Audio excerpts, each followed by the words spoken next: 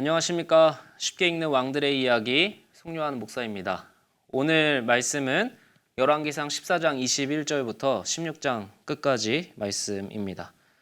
자, 이제부터 본격적으로 복잡한 이야기들이 시작이 됩니다. 그래서 강의 안에 제가 열왕기의 역대표를 넣어드렸죠. 그래서 여기에 제가 그 강의에 해당되는 부분을 빨간색 상자로 표시를 해드렸습니다.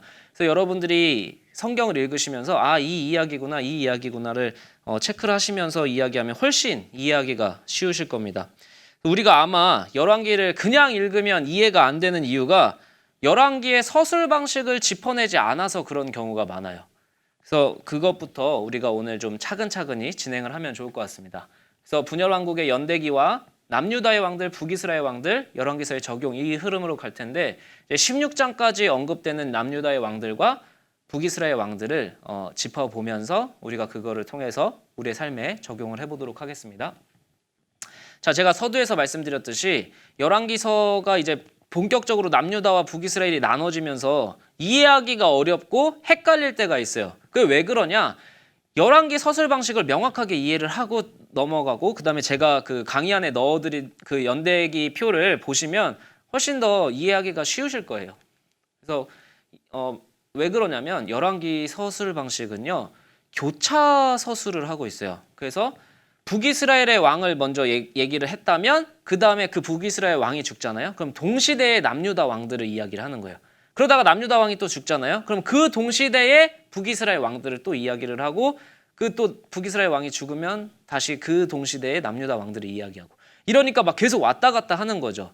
이 방식을 하니까 이게 뭐야? 이 왕이 언제야? 이 왕은 북이스라엘 왕이야? 남유다 왕이야? 헷갈리기 시작하는 거예요. 근데 북이스라엘 왕이 죽었고 다시 남유다 왕이 나오는구나. 그건 이 사람들이 같은 시대라는 거구나 라고 이해하시면 좋을 것 같습니다. 근데 왜 이 열왕기는 굳이 이런 교차서술, 쉽게 이해하기 어려운 교차서술을 사용했을까? 바로 여기에는 열왕기 저자의 신학이 담겨 있는 겁니다. 비록 남유다와 북이스라엘로 분열이 되었지만 여전히 한 하나님의 백성이고 한 하나님의 나라다라는 신학이 베이스에 깔려 있는 거예요. 그렇기 때문에 남유다와 북이스라엘을 같이 이야기를 해주는 겁니다. 자, 먼저 남유다의 왕들입니다. 우리가 지난 시간에 여로보암, 북이스라엘의 첫 번째 왕 여로보암을 짚었죠. 그리고 이제 솔로몬의 아들 르호보암, 우리가 지난 시간에 간략하게 이야기를 했습니다. 그래서 원로들의 말과 같이 자라난 소년들의 말 중 결국에는 같이 자라난 소년들의 말을 수락을 했죠. 그래서 이 사람들의 말을 듣고 르호보암은 솔로몬의 왕의 그 잘못된 거를 답습을 하는 겁니다. 그래서 먼저 14장 21절부터 31절까지의 내용에서 이제 르호보암의 왕의 이야기가 등장을 합니다. 보시면 어머니가 나아마다라는 이름이 기록이 되어 있습니다. 왕을 소개하는 첫 절에서 왜 엄마의 이름이 나왔을까? 그리고 그가 왜 왕위에 오른 나이가 41세라고 기록이 되었을까? 보통 왕의 족보는 부계로 이루어지는 게 일반적일 거 아니에요. 솔로몬이 죽고 르호보암이 되었다. 르호보암이 죽고 누가 되었다. 이렇게 당연히 이게 아빠 이름으로 가는 게 자연스러울 것 같은데 오늘 다루는 내용을 보면은 엄마의 이름이 되게 많이 나와요. 그래서 보면 왜 모계의 이름이 등장을 했을까? 르호보암의 전체적인 역사를 이야기할 때 그 시작점이 왜 엄마의 이름으로 시작됐을까? 이 나아마라는 이름이요 르호보암에게 상당히 중요한 이름인 것 같습니다. 왜냐? 시작하는 21절에도 엄마의 이름 나아마가 나오고요. 끝나는 절 한번 보실까요? 31절 거기에서도 나아마라는 이름이 나옵니다. 르호보암의 시작과 끝을요 누가 장식하고 있죠? 엄마 나아마의 이름이 장식하고 있는 겁니다. 왜 왕의 족보에 엄마의 이름이 두 번이나 시작과 끝을 딱 감싸고 있는 걸까? 솔로몬의 통치 기간은 몇 년이었죠? 40년이었습니다. 근데 몇 살에 즉위를 했죠? 41살에 즉위를 했습니다. 그렇다는 건 르호보암이 솔로몬이 아직 왕일 때 태어났다라는 거예요. 근데 솔로몬이 왕이 아니었을 때 태어났다라는 거죠. 근데 솔로몬이 맞이한 아내의 수가 몇 명이었죠? 700명, 300명에서 1000명이었어요. 그러면 얼마나 많은 왕손이 있었을까요? 가히 상상할 수가 없죠.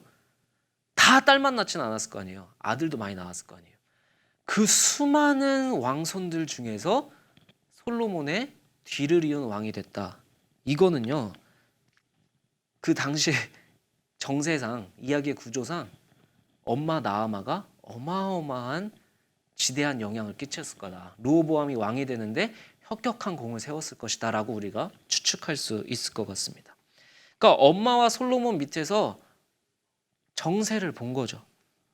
그리고 이 나아마가 어느 나라 출신이냐면 암몬 출신이에요. 암몬 출신.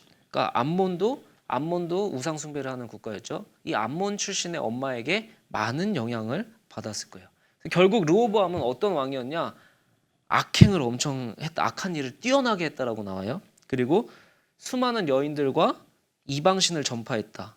그리고 동시에 24절에는 남색을 했다. 근데 이 남색이요, 단순히 이제 남자 간의 그런 성관계를 의미하는 것을 넘어서서 신전에 이제 창기가 있었습니다. 근데 가나안이나 뭐 그리스나 이런 어떤 이방 신전에서는 어떠한 종교 의식이 이루어졌었냐?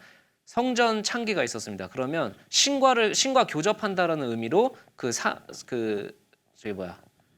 우상 숭배를 하는 창기와 성관계를 갖는 겁니다. 그것이 바로 신과 교접하는 방식이라고 생각했던 게 가나안 문화의 종교 질서였어요. 근데 그 종교 체제를 그대로 답습을 했다라는 거죠.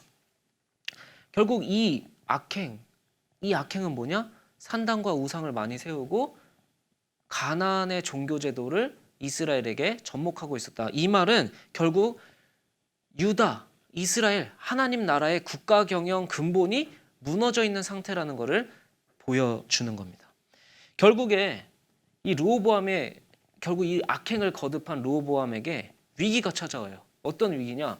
이집트 정권이 변화하는 겁니다. 이제 이집트 왕이 시삭이 되었다라고 22절에 언급하고 있는데, 25절에 언급하고 있는데, 시삭 전은 솔로몬의 장인이었어요. 근데 이게 왕권이 변화되면서 더 이상 이집트가 친솔로몬, 친유다가 아닌 정권이 세워졌다라는 거예요.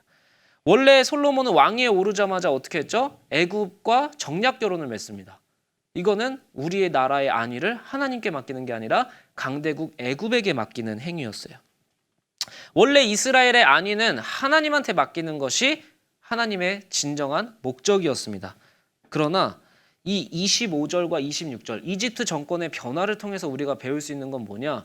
우리의 안위를 유한한 것에 가치를 둘 때, 유한한 것에 우리 안위의 근본을 둘 때 이 안위는 유한한 것이 다시금 우리의 위기로 찾아온다라는 겁니다. 우리가 지지난주 시간에도 제가 동일하게 말씀드렸는데 솔로몬도 유한한 것에 애굽한테 안위를 맡겼을 때 어떻게 됐죠? 애굽에서 대적자 여로보암이 생성이 되고 여로보암이 준비되었습니다. 르호보암도 똑같아요. 애굽에서 유다를 가장 위협하는 위기가 찾아오는 겁니다.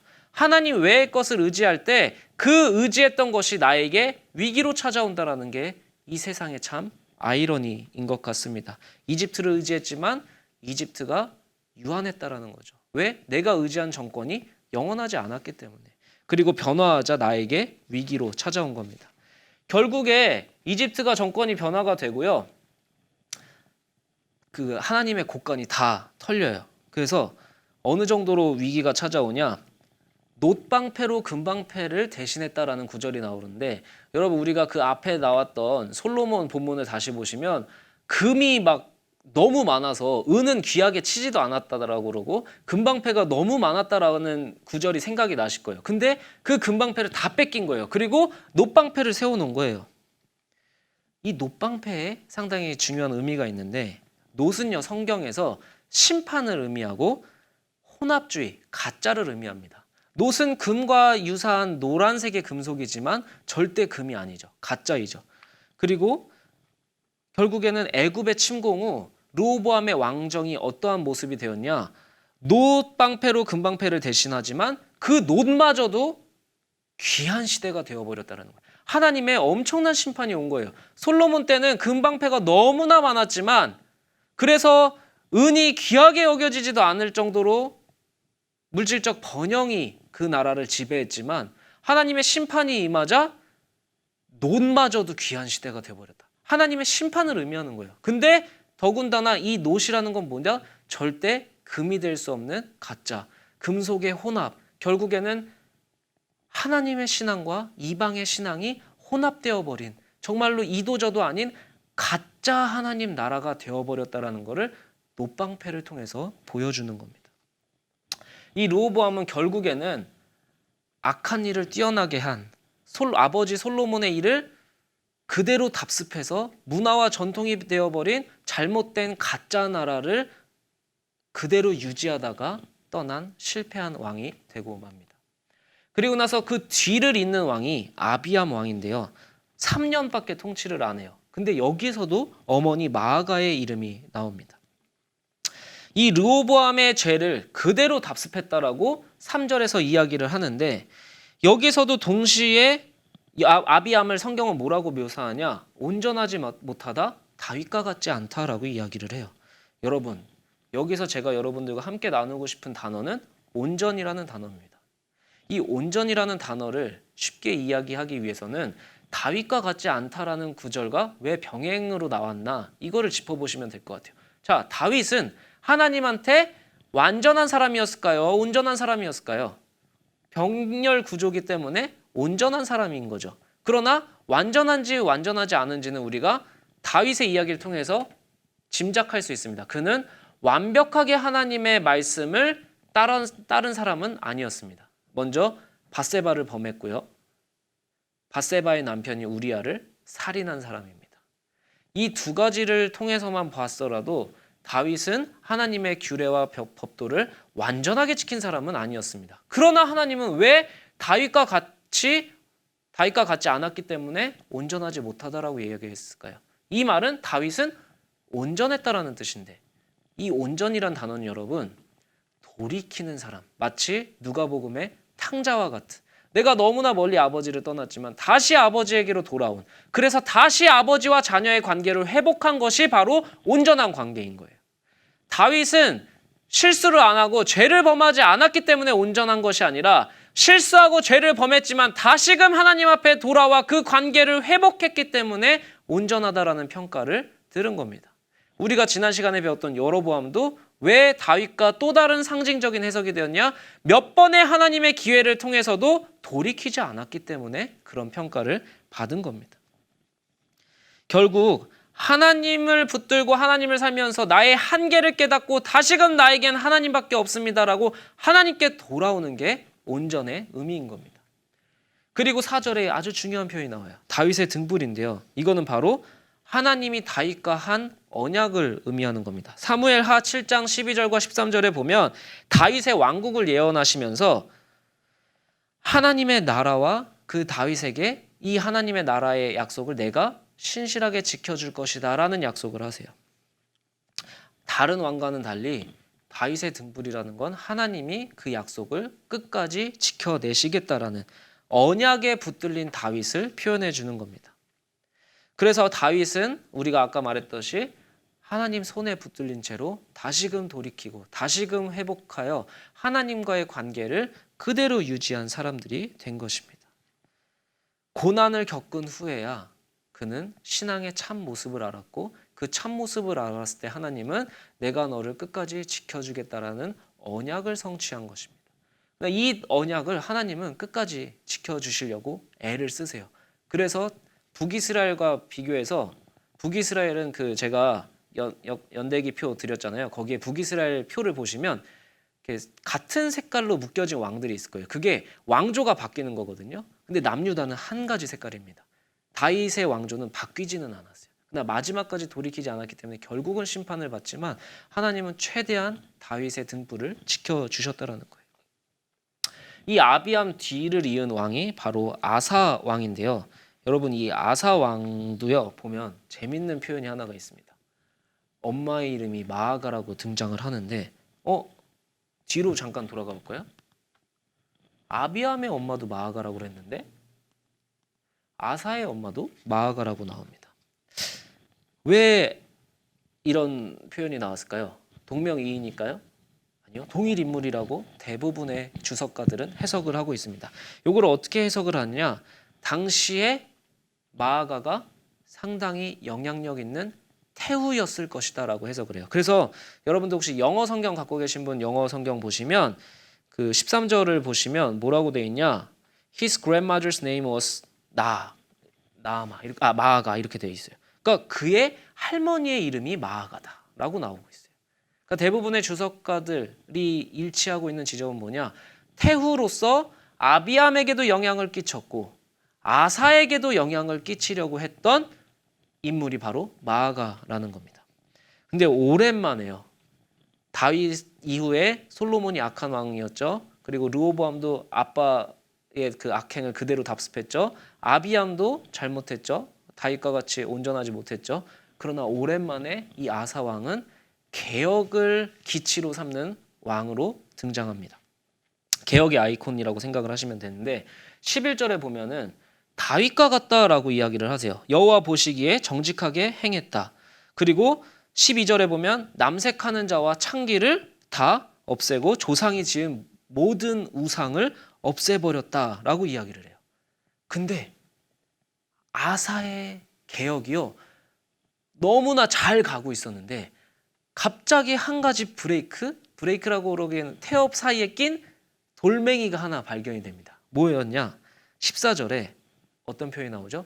다만 산당은 없애지 않았다. 여러분 이 남유다와 북이스라엘 보면요. 이 산당이 되게 많이 언급되거든요. 이 산당은요. 종교 혼합주의를 의미해요. 솔로몬 이후로 이방신들이 들어오면서 그게 교묘하게 이스라엘의 여호와 야훼 숭배 사상과 우상 숭배 사상이 혼재된 것이 바로 산당이에요. 이 산당을 없앤 딱 두 명의 왕이 있습니다. 바로 히스기야 왕과 아까 그 지난주에 말씀드렸던 여로보암의 그 제단의 저주를 선포하고 그 제단을 무너뜨릴 것을 예언한 그 예언의 성취자 요시야 왕. 이 두 명만 산당을 없애요. 나머지는 이 산당을 못 없애거든요. 왜 못 없애느냐? 이 산당은요. 당시 유대 지역, 이스라엘 지역의 사람들의 경제를 움직이는 중심축이었던 거예요. 그러니까 지금도 그렇지만 경제 살리면은 훌륭한 대통령이잖아요. 그 당시에도 비슷했던 것 같아요.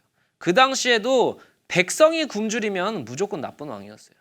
그러나 열왕기는 어떻게 평가를 하느냐? 하나님이 먹이시는 것을 믿고 산당까지 없애는 것. 내가 너희를 먹인다라는 그 하나님의 말씀을 성취하는 것이 히스기야와 요시야 왕. 엄청 칭찬을 받죠. 그러나 아사 왕은 처음으로 오랜만에 그 개혁의 아이콘이 되었지만 부분적인 산당을 없애지 못한 개혁을 한 겁니다. 그러니까 아무리 개혁 정신이 투철해도 백성들의 삶과 직결된 경제 문제를 없애기에는 두려움이 몰려왔던 것 같습니다. 그래서 이 아사 왕의 이야기가 저에게도 참 무겁게 들리는 것 같아요. 이 참 하나님의 말씀을 전적으로 선포한다라는 말을 많이 하고 하나님의 말씀만으로 산다라는 걸 이야기하지만 우리가 솔직히 육신을 입었기 때문에 육신의 필요를 아예 무시하기는 너무나 어렵습니다. 그렇기 때문에 우리가 이거를 교회 공동체 안에서 함께 토론하고 함께 기도하고 함께 고민해야 될 중요한 문제가 아닌가 싶어요. 그래서 어쨌든 이 아사 왕도 다윗과 같은 행적처럼 올바르게 하나님을 섬기려고 애를 썼지만 산당까지는 없애지 못했다. 그래서 아사는 결국엔 부분적인 개혁을 했지만 그럼에도 하나님한테 다윗과 같은 행적을 한 선한 왕으로 평가를 받습니다. 그런데 이제 북이스라엘 왕들이 나와요. 우리가 앞에 제가 보내드린 연대기표를 보시면 아사 왕까지 3명의 왕이 있었는데 옆에 보시면 북이스라엘 왕들은 훨씬 더 많은 숫자가 있어요. 같은 시대의 왕들을 교차 서술했다고 했잖아요. 그 길을 이제 북이스라엘 왕들을 이야기를 해드리도록 하겠습니다. 자, 근데 북이스라엘 왕들은요, 제가 남유다의 왕들을 왕의 이름으로 메시지를 전했던 것과는 달리 두 가지 주제로 얘기를 나누고 싶어요. 먼저 여로보암의 길. 북이스라엘의 상징적인 인물이 되어버렸다고 그랬죠. 여로보암이. 이 여로보암의 길을 따른 사람들이 나옵니다. 여로보암은 어떤 길을 갔죠? 세겜과 분우엘에 바로 건축을 시작했죠. 그리고 우상숭배와 그 베델과 단의 우상숭배를 했죠. 동시에 하나님이 몇 번의 기회를 주셨지만 돌이키지 않았죠. 이것이 여로보암의 대표적인 길이었습니다. 다른 길로 가지 않고 여로보암의 길로 갔죠. 그래서 북이스라엘 왕들은 이 여로보암의 길에서 벗어나질 못합니다. 모든 왕들이 여로보암의 길대로 행하였더라. 다른 길로 가지를 못했습니다. 그래서 먼저 여로보암의 아들인 나답은요, 여로보암에 의해 물려진 악을 그대로 답습했다라고 이야기를 합니다. 결국에 나답은요 여로보암의 길을 그대로 가다가 그의 신하 바아사가 역모를 일으켜서 죽임을 당합니다. 뭐를 일으켰다고요? 역모를 일으켜서 암살을 당합니다. 두 번째 주제입니다. 배반과 역모와 암살, 이 세 가지 키워드가 바로 북이스라엘의 역사의 키워드입니다. 이게 되게 중요해요, 여러분들. 이 모든 그 색깔이 변한 왕조들은요, 배반을 해서 역모를 해서 일전의 왕을 죽이고 새로운 왕조가 태어나는 것이 북이스라엘의 왕의 역사인 겁니다. 그래서 하나님의 말씀은 계속해서 저주를 선포하세요. 저주가 너 망하게 할 거야가 아니라 너 잘못 가고 있어, 돌이켜야 돼. 그런데 돌이키지 않으니까 거기서 역모가 발생하고 암살을 당하고 새로운 왕이 됐지만 그 역시 여로보암의 길대로 행하였고 또 다른 역모가 일어나서 암살당하고 또 그 역시 여로보암의 길대로 행하였고 또 암살이 일어나고, 그래서 9개의 왕조가 바뀐 게 북이스라엘의 역사인 겁니다. 결국에는 이 바아사가요, 누구를 죽였죠? 여로보암의 아들 나답을 죽이고 바아사 왕조를 세워요. 그 바아사의 아들 엘라가 즉위를 하는데요. 이 엘라가 즉위하고 나서 2년 되는 해에 새로운 신하가 배반을 합니다. 그 신하 이름이 뭐냐면 시므리입니다. 결국 바아사 엘라 왕조는 끝나고 맙니다. 그래서 시므리가 당시에 그 연회를 베풀고 있던 장소에 쳐들어가서 엘라를 죽이고 왕이 되는데, 그때 시므리와 상당히 비슷한 세력을 갖고 있었던 장군이 어디에서 이제 영토 전쟁을 하고 있었어요. 근데 시므리가 엘라를 죽이고 왕이 되었다라는 이야기를 듣고 시므리와 비슷한 세력을 갖고 있었던 오므리가 등장을 합니다. 그래서 이 오므리와 신하들이 아니 어떻게 시므리가 왕이 돼? 우리 오므리가 왕이 돼야지 라고 얘기해서 오므리가 시므리를 가서 죽여요. 시므리는 얼마나 왕을 했을까요? 단 7일만 왕을 합니다. 그리고 나서 오므리가 또 오므리 왕조를 세워요. 이 오므리 왕조가 아주 유명한 아합이라는 악한 왕 중에 왕을 이어받게 되죠. 이것이 바로 북이스라엘의 왕조의 역사인 겁니다. 아까 맨 처음에 누구였죠? 여로보암과 나답. 나답을 누가 죽이죠? 바아사. 바아사 왕조가 세워지고 바아사의 아들 엘라가 되었지만 2년 만에 시므리가 역모를 해서 암살을 합니다. 그런데 왜 너만 왕이 돼? 나도 왕이 될 거야? 오므리가 시므리를 죽이고 7일 만에 또 오므리 왕조가 세워지는 겁니다. 결국에는 이 반란과 역모와 암살로 점철된 것이 북이스라엘의 왕이었지만 결국 이것들은 뭐였죠? 이 모든 거의 핵심은 여로보암의 길대로 행한 사람들이 문제였던 겁니다.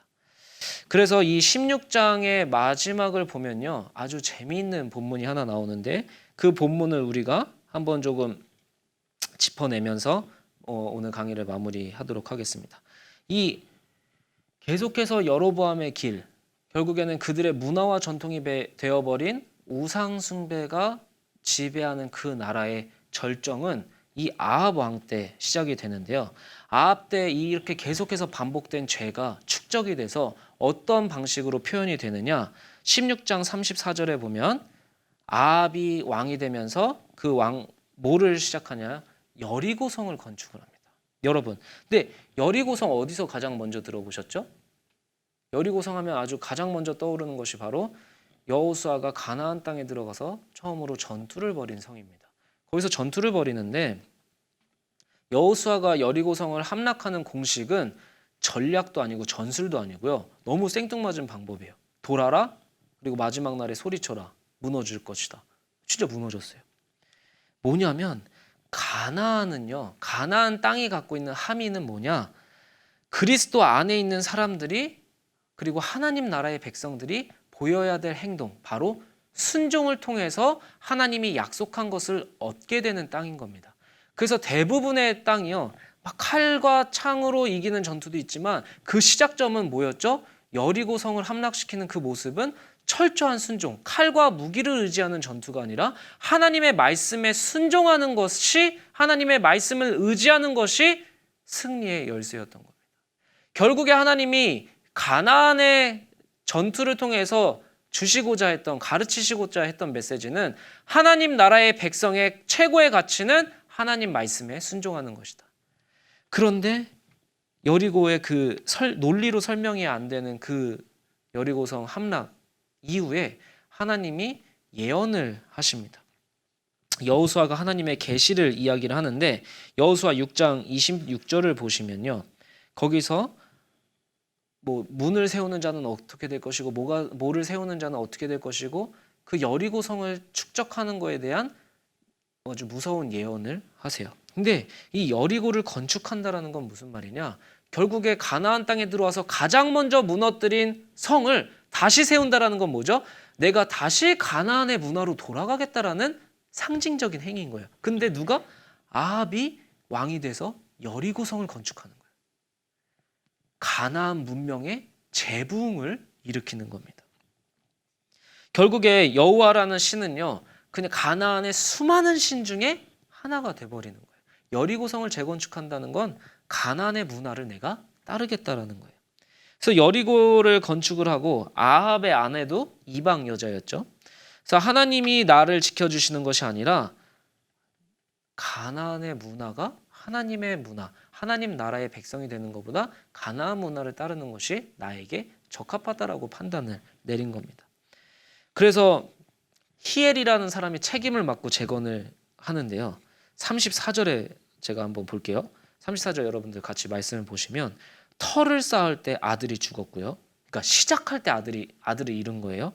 그리고 아들을 잃으면 이제 중단을 해야 되잖아요. 왜냐하면 이미 여호수아를 통해서 하나님이 계시를 하셨거든요. 이 여리고성을 세우면 맏아들이 죽을 것이다. 그리고 문을 세우면 또 아들이 죽을 것이다. 이런 예언들이 다 있었음에도 불구하고 기초를 세우고 터를 닦았는데 아들이 죽으면 자기 행동을 돌이켜봐야 되잖아요. 근데 뭐죠? 여로보암의 길처럼 행한 거예요. 돌이키지 않는 거예요. 중단하지 않고 불순종으로 밀어붙이는 거예요. 그래서 성문을 세운다라는 건 뭐죠? 거의 막바지에 이르렀는데 그 막바지가 될 때까지 계속해서 그 악행이 지속되었고 결국에는 문을 세울 때 막내 아들이 또 죽습니다. 이게 오늘 읽은 열왕기상 16장 34절이에요. 가장 악한 왕으로 평가받는 아합, 여리고성을 무너뜨리신 그 가장 먼저 무너뜨리신 여리고성을 다시금 왕이 되자마자 세우는 하나님 나라의 왕이 아니라 완벽하게 가나안의 문명을 세우는, 그리고 거기서 가장 악하다고 평가받는 아합 왕이 등장하게 되는 것입니다. 여러분, 우리가 오늘은 남유다의 초기 왕들과 북이스라엘의 초기 왕들을, 동시대의 사람들을 비교 분석해 보았습니다. 결국에는 하나님 나라에 적합한 왕은 무엇인가? 하나님의 그 열왕기서의 평가 기준은 대표적인 상징적인 인물 두 명이 있어요. 다윗 왕의 온전함, 그리고 여로보암의 길입니다. 여러분들이 살아보시면 아시겠지만 저보다 연세도 연배도 신앙의 연수도 많으신 분이 이 강의를 듣고 계신 거 저도 너무나 잘 알고 있는데요. 저보다 많은 연수를 신앙인으로 살아오시면서 더 많은 걸 느끼셨을 거예요. 내가 해도 안 된다. 죄는 이기기가 너무 어렵다. 그러나 우리는 죄를 이기는 것도 중요하지만 죄에 졌을 때 돌이키는 것이 더 중요하다라는 것을 열왕기서가 이야기해주고 있다라는 겁니다.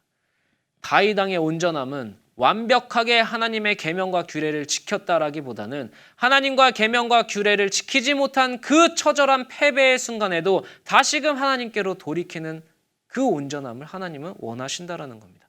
그러나 여로보암의 길은 어떤 길이었죠? 기회를 주시고 다른 길로 가는 퍼포먼스를 보고 팔이 다시금 펴지는 기적을 경험하고 아들이 죽을 것이라는 무서운 선포에도 묵묵하게 침묵하며 자기의 죄를 그대로 끌고 간 아합 왕이 여리고성을 재건할 때, 건축할 때 히엘의 첫아들이 죽고 막내 아들이 죽을 그때에도 끊임없이 자신의 죄의 방법을 끝까지 끌고 간 돌이키지 않는 그 모습이 바로 여로보암의 길인 겁니다. 여러분의 삶의 한 걸음 한 걸음은 어디를 향해서 걸어가고 있습니까?